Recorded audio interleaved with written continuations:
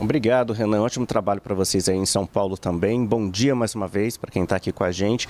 Renan, o recesso está ainda em andamento, né? Mas a gente tem visto já há algum tempo, desde que a história do Banco Master veio à tona, essa movimentação de parlamentares já tentando recolher assinaturas para a instalação de CPIs, né? Eles fazem esse esforço de articulação mesmo das suas bases, né? Conversando com os colegas remotamente, para já chegar no início dos trabalhos do Congresso com os requerimentos, com as assinaturas necessárias.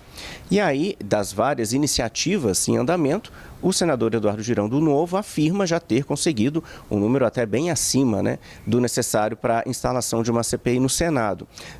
Tanto no Senado quanto na Câmara, para se apresentar um requerimento de comissão parlamentar de inquérito, o parlamentar precisa do apoio de pelo menos 1/3 de cada uma das casas. Então, no Senado, 81 senadores ao todo, seriam necessárias ao menos 27 assinaturas.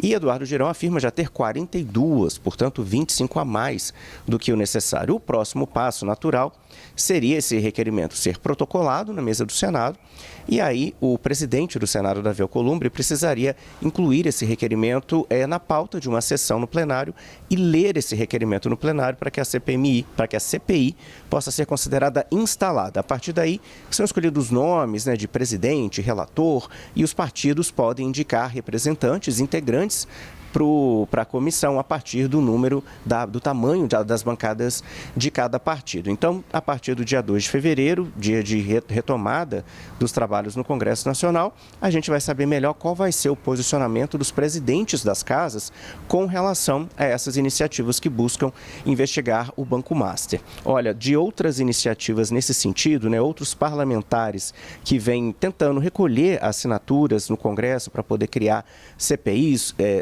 na Câmara, CPIs no Senado ou CPMIs, que são comissões que reúnem tanto deputados e senadores, né?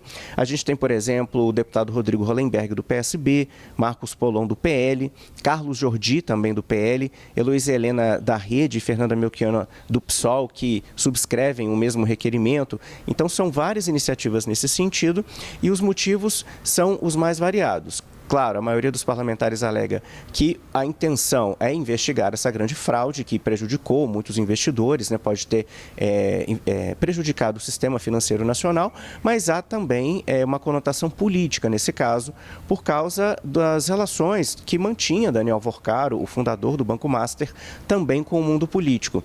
O deputado Carlos Jordi, por exemplo, do PL, alega que gostaria de investigar a suposta ligação da esposa do ministro Alexandre de Moraes com o Daniel Worcaro. Isso porque o escritório de advocacia dela teria um contrato, né? A advogada Viviane Barsi de Moraes, que é a esposa do ministro Alexandre de Moraes, o escritório dela teria um contrato com o Banco Master para a prestação de serviços jurídicos. Até sobre isso, o próprio ministro Alexandre de Moraes se pronunciou, dizendo que a esposa jamais atuou na operação de aquisição do BRB pelo Banco Master diante do Banco Central.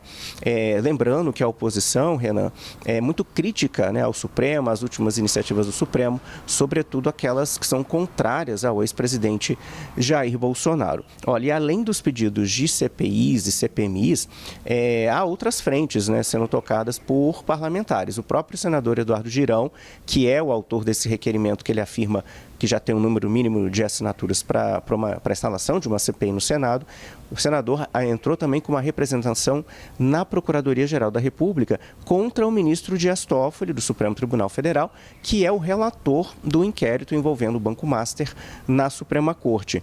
Para o senador Eduardo Girão, é preciso questionar a atuação do magistrado no inquérito, já que, por causa daquelas iniciativas, aquelas decisões que foram, teve até um vai e vem nas decisões do ministro Dias Toffoli, por exemplo, com relação às provas que tinham sido colhidas pela Polícia Federal na última fase da Operação Compliance Zero. No primeiro momento, o ministro Dias Toffoli tinha determinado que as provas ficassem lacradas, guardadas na sede do próprio Supremo Tribunal Federal e nem a Polícia Federal poderia ter acesso a essas provas. O senador contesta essa primeira decisão, que acabou depois até sendo reformada pelo ministro, mas para ele é preciso que a Procuradoria-Geral da República investigue a atuação do ministro, nesse caso do Master também, Renan.